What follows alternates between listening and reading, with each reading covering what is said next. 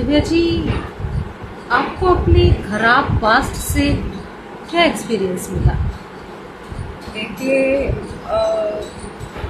मेरा ये सोचना है कि जो इंसान आपके ज़िंदगी में नहीं रहना चाहता या फिर नहीं उसको उसके पीछे भागो मत बस। और जो अगर तुम्हारी ज़िंदगी में नहीं रहना चाहता तो उसे जाने दो, क्योंकि जीना ज़िंदगी जीने का नाम है।